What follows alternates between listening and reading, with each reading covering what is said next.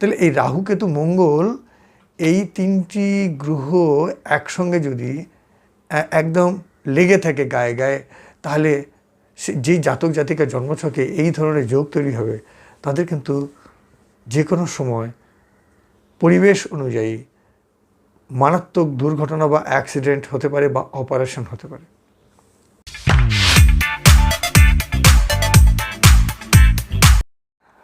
নমস্কার বন্ধুরা, আজকে আপনাদের সঙ্গে আলোচনা করব রাহুকে নিয়ে।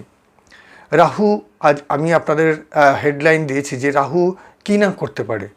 সে কী না করতে পারে সেটাই নিয়ে উপরে বেস করেই আজকে আপনাদের সঙ্গে আলোচনা। আমি জানি যারা আপনারা জ্যোতিষচর্চা করেন তারা অনেকেই, সবাই প্রায় রাহু সম্বন্ধে কম বেশি ধারণা আপনাদের মধ্যে আছে। শুধু যারা জ্যোতিষচর্চা করেন তারাই নয়, আপনারা যারা সাধারণ মানুষ, যারা জ্যোতিষে রুচি রাখেন কিংবা রাখেন না, তাদের মনের মধ্যেও কিন্তু আপনাদের একটা ইমপ্রেশন আছে রাহু কেতুকে নিয়ে, আতঙ্ক আছে আপনাদের মনের মধ্যে।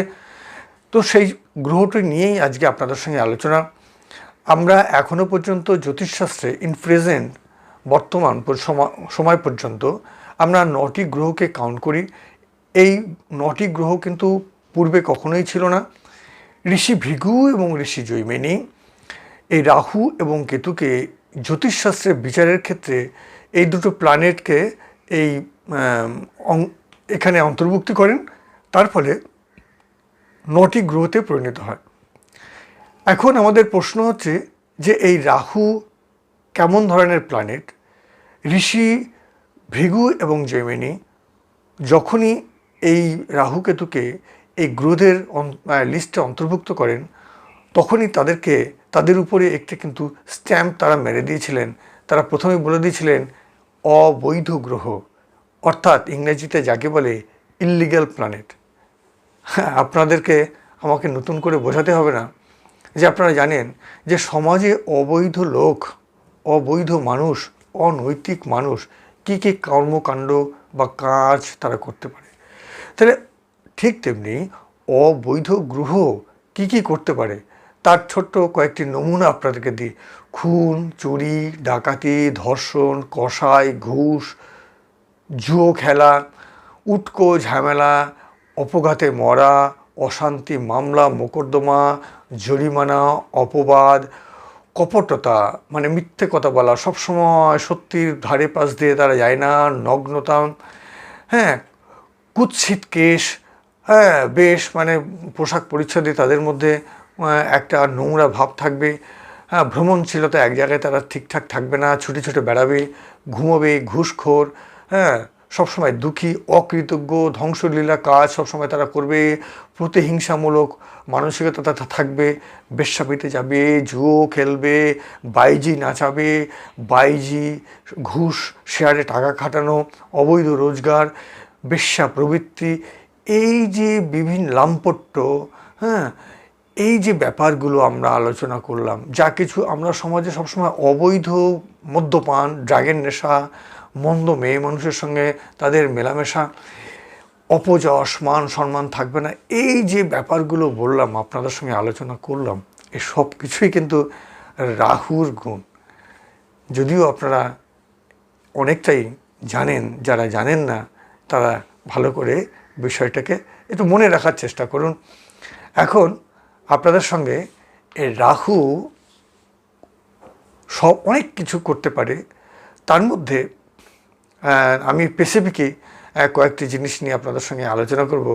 রাহু কোন কোন গ্রহের সঙ্গে কানেকশন করে, যোগ তৈরি করে কি কি করতে পারে, এটা আপনারা যারা জ্যোতিষচর্চা করেন বা জ্যোতিষচর্চা করেন না, বাড়িতে জন্মছক আছে, তারা নিজেরাও কিন্তু এটা দেখে মিলিয়ে নিতে পারবেন। এবার হচ্ছে প্রথমে বলে দিই, রাহু কেতু মঙ্গল তিনটে যদি একসঙ্গে তারা থাকে বা তাদের মধ্যে যদি জোরালো একটা সম্পর্ক তৈরি হয়, যারা জ্যোতিষচর্চা করেন তারা কী করে সম্পর্ক তৈরি হয়, কীভাবে তাদের মধ্যে অ্যাসপেক্ট তৈরি হয়, আপনারা ভালো করে জানেন। এটা নিয়ে এখানে আমি আর আলোচনা করছি না। তাহলে এই রাহু কেতু মঙ্গল এই তিনটি গ্রহ একসঙ্গে যদি একদম লেগে থাকে গায়ে গায়ে, তাহলে যেই জাতক জাতিকার জন্মছকে এই ধরনের যোগ তৈরি হবে, তাদের কিন্তু যে কোনো সময় পরিবেশ অনুযায়ী মারাত্মক দুর্ঘটনা বা অ্যাক্সিডেন্ট হতে পারে বা অপারেশন হতে পারে। হসপিটালে গিয়ে তাদের কিন্তু অপারেশনের মতো ঘটনাও ঘটাতে পারে, রক্তপাত। এরপরে আসছি যে রাহুর সঙ্গে যদি রবি যুক্ত হয়ে যায় তাহলে কি হতে পারে। তাহলে বুঝতে হবে ওই যে জাতক জাতিকার জন্মছকে এই রাহুর সঙ্গে রবি একসঙ্গে যুক্ত হয়ে আছে, তার পিতা যথেষ্ট পরিশ্রম সংগ্রামের মধ্যে দিয়ে, মানে অনেক স্ট্রাগলের মধ্যে দিয়ে তিনি তার জীবনটাকে স্ট্যাবলিশ করেছেন, মানে প্রতিষ্ঠা করেছেন। এটা কিন্তু আপনাকে বুঝতে হবে। চন্দ্র, রাহুর সঙ্গে যদি চন্দ্র একসঙ্গে যুক্ত হয়ে যায় তাহলে এমনও হতে পারে যে জাতকের জন্ম দেওয়ার পরপরই 1 বছরের মধ্যে তার মায়ের প্রচণ্ড স্বাস্থ্যহানি হতে পারে, কিংবা তিনি মারাও যেতে পারেন। এমন ধরনের ঘটনাও কিন্তু ঘটতে পারে, কিন্তু সব কিছু নির্ভর করবে একটা জন্মছকের ওভারঅল গ্রহের কম্বিনেশনের উপরে, কি অবস্থায় আছে, লগ্ন কোথায় আছে, চন্দ্র কোথায় আছে, এগুলো সমস্ত দেখে কিন্তু বিচার করতে হবে। শুধু রাহু চন্দ্র একসঙ্গে থাকলেই যে এটা ঘটবে তা নয়, কিন্তু মায়ের যে স্বাস্থ্যহানি হবে এটা একদম নিশ্চিন্ত। রাহুর সঙ্গে যদি মঙ্গল যুক্ত হয়ে যায় তাহলে যে জাতকের জন্মছকে এটি থাকবে তার কিন্তু তিনি কিন্তু ওই মেকানিক্যাল ইঞ্জিনিয়ার হওয়ার তার সম্ভাবনা থাকে, বা যন্ত্রাংশ বিষয়ে তিনি কিন্তু যথেষ্ট এক্সপার্ট হবেন, এবং ওই কাজ করতে করতে গিয়ে কিন্তু ওই যন্ত্র থেকেই তার কিন্তু দুর্ঘটনার ঘটার একটা সম্ভাবনা ভীষণভাবে রয়েছে। এবার আসবো রাহুর সঙ্গে বুধ যদি যুক্ত হয়ে যায় কোনো জাতকের জন্মছকে বা জাতিকের জন্মছকে, রাহুর সঙ্গে যদি বুধ পাশাপাশি লেগে থাকে তাহলে কি হতে পারে।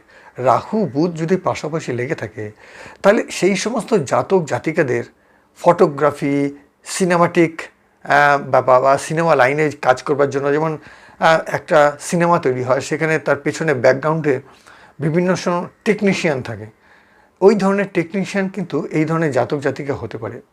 অর্থাৎ ফটোগ্রাফি, সিনেমা ওরিয়েন্টেড যে প্রফেশন, সেই সমস্তগুলো তাদের পছন্দের জায়গা এবং তারা ওই সমস্ত বিষয়গুলো নিয়ে স্বাচ্ছন্দ্য বোধ করতে পারে। নিজের বা পরিবারের বা অন্য কারো সঙ্গে বিধর্মী কেউ যদি হিন্দু হয় তাহলে খ্রিস্টান, জৈন, পার্সি, পাঞ্জাবি, বিভিন্ন বৌদ্ধিস্ট বিধর্মীদের সঙ্গে সুসম্পর্ক বা আত্মীয়তা সম্পর্ক বা প্রেমের সম্পর্ক, বৈবাহিক সম্পর্ক, এগুলো কিন্তু তৈরি হওয়ার সম্ভাবনা থাকে এই রাহুর সঙ্গে যদি বুধের থাকে, তাহলে জাতকের কিংবা তার পরিবারের অন্য কারো। এবার আরেকটা জিনিস বলছি, এবার আসছি আমরা বৃহস্পতির সঙ্গে। রাহুর সঙ্গে যদি বৃহস্পতি যুক্ত হয়ে যায় তাহলে যে জাতক জাতিকার জন্মছকে এটা থাকবে সেই জাতক জাতিকা কিন্তু লিভার রিলেটেড প্রবলেম, পোলিও, শিশু অবস্থায় পোলিও কোন বয়সে হয়, ওই বয়সে কিন্তু সেই জাতক জাতিকার লিভার রিলেটেড প্রবলেম, পোলিও টাইপের ডিজিজ তাকে কিন্তু আক্রান্ত করতে পারে, এবং সেই ধরনের ব্যাধিতে কিন্তু ওই জাতক জাতিকা ভুগতে হতে পারে। এদের বডি শেপটা কীরকম হয়, একটু রাউন্ড শেপড, একটু হাট্টা গোট্টা রাউন্ড শেপড হবে, এবং বিভিন্ন বিষয়ে যাদের জন্মছকে এই কম্বিনেশনটা থাকবে রাহু এবং বৃহস্পতি, তারা কিন্তু বিভিন্ন বিষয়ে বিভিন্ন সাবজেক্টের উপরে তাদের কিন্তু একটা ভাস্ট নলেজ তারা ক্যারি করবে, তাদের কিন্তু থাকবে। এবার আমরা আসছি রাহুর সঙ্গে শুক্রের। রাহুর সঙ্গে শুক্রের যদি সংযোগ তৈরি হয় তাহলে কি হতে পারে। তাহলে এই যে বললাম যে সিনেমা ওরিয়েন্টেড প্রফেশন যদি বুধের সঙ্গে থাকে, শুক্রের সঙ্গে থাকলেও কিন্তু তারা এই প্রফেশনটাকে কিন্তু তাদের একদম সবচেয়ে বেস্ট প্রফেশন হিসেবে তারা চুজ করতে পারে। জুয়েলারি, ডায়মন্ড, এগুলো তারা কালেক্ট করবার তাদের মধ্যে রুচি থাকবে। তাদের বডির স্ট্রাকচারটা হবে ফিশ শেপড, মাছের যেমন স্ট্রাকচার, ওই ধরনের আকৃতি কিন্তু এই জাতক জাতিকাদের মধ্যে কিন্তু থাকবে, তাদের বডির যে শেপড এটা কিন্তু থাকবে। পুরুষদের ক্ষেত্রে, মহিলাদের ক্ষেত্রে কোনো জাতিকার জন্মছকে যদি রাহু এবং প্লাস বৃহস্পতি কনজাংশনটা যদি খুব জোরালো হয় তাহলে মহিলাদের ক্ষেত্রে সেটা কিন্তু কোবরা। কোবরা মানে বোঝেন, মানে অ্যাকচুয়ালি আমাদের দেশীয় ভাষায় যেটা সবচেয়ে পয়জনাস বিষাক্ত সাপ, খনিজ সাপ বলি আমরা, কোবরা প্রজাতির যে সাপ তাদের যে স্ট্রাকচার ঠিক এরকম টাইপের, এই ধরনের শেপ কিন্তু মহিলাদের হবে।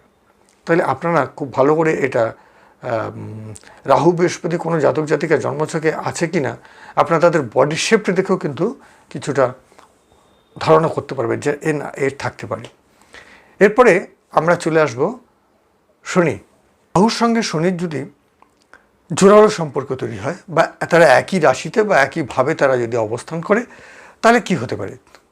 তাদের যে তাদের হাতের হাত দেখব, তাদের হাতের যে রেখাগুলো হবে না, সেই রেখাগুলো হবে একটু ঠিক হবে এবং সার্পেন্ট হবে।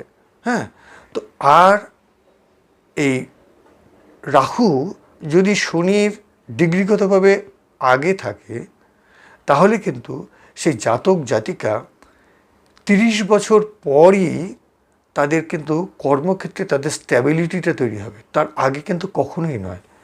তাহলে আজ আপনাদের সঙ্গে রাহু এবং রাহুর সঙ্গে বিভিন্ন গ্রহের যে সম্পর্ক, তার ফলে কী রেজাল্ট হতে পারে এই নিয়ে আলোচনা করলাম। পরবর্তী ভিডিওগুলো দেখতে থাকুন। এরকম অনেক সুন্দর বা বিভিন্ন নতুন তথ্য নিয়ে, জ্যোতিষশাস্ত্রের উপরে নতুন তথ্য নিয়ে আপনাদের সঙ্গে হাজির হব। যদি ভালো লাগে তাহলে অবশ্যই লাইক এবং শেয়ার করবেন এবং সাবস্ক্রাইব করতে ভুলবেন না। অবশ্যই আপনাদের মতামত লিখবেন কমেন্ট বক্সে। আজকে এখানে শেষ করছি। নমস্কার, ধন্যবাদ, সবাই ভালো থাকবেন।